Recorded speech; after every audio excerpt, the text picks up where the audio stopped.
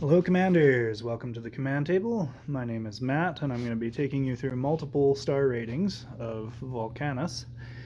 We've got a very helpful build from Malok today. It's either Malok or Malok. I'm not sure how he pronounces it, but I think it's Malok.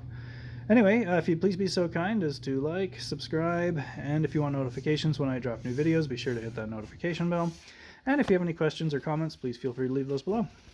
So, let's hop on over. Apologize for the noise in the background. I have very little time to do this, so I have to do it while I'm watching my kid. So here we go. This is my second profile, matches. And I'm showing you, we've got regen. On some of the other ones I'm using power, but regen seems to work pretty well.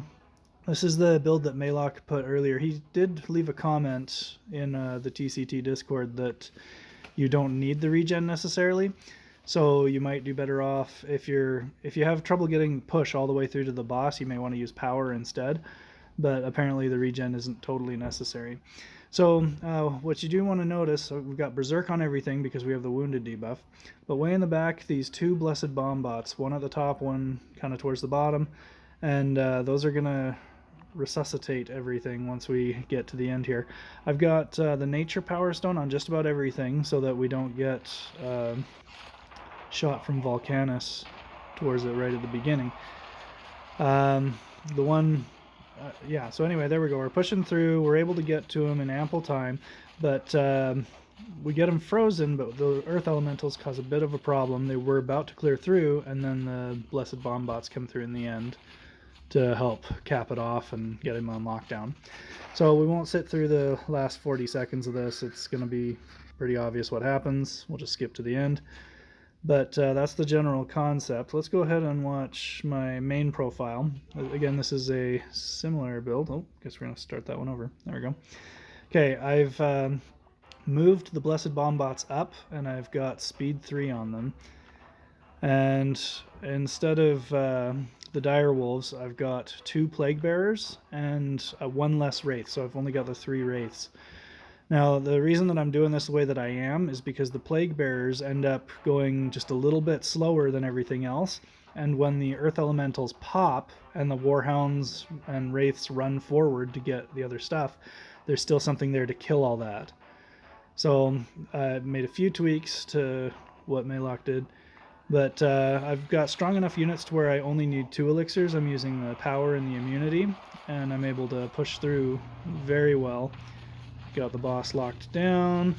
The earth elementals start to clean up my units, and then poof poof, get enough back to cap off the boss. But we'll rewind here just a second so you can see. Well, just show we did get him. Okay, poof, we got him. So if you look back where we start, watch those plague bearers, because those most everything else is kind of run forward. Those plague bearers being back just far enough to where they can catch all those little splits.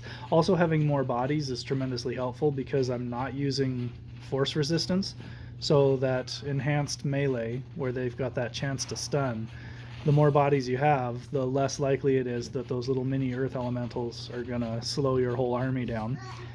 So that is the concept for SR15. Using similar concept for SR13 and SR8, just here I'm using just 1 more group of wraiths instead of the dire wolves.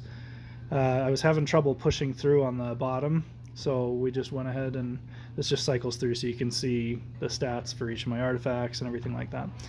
But SR13 and SR12 and above, you're going to have Berserk, which is going to be very functional for utilizing that wounded debuff, 95% lower health, or 71 point something on SR12. But we're on SR13, so it's 95% from here on out, all the way up through SR15. And Berserk is king at this point, so we just have that on basically everything. And then those 2 bombots, blessed bombots, come through in the end to get enough back to finish off the boss. Okay, so there it is for that one. We'll show you what I did differently on SR8. and then we'll call it. Okay, so this one I'm not using the Blessed Bombots at all, just because I can push through to the boss easily enough. So having those few extra units.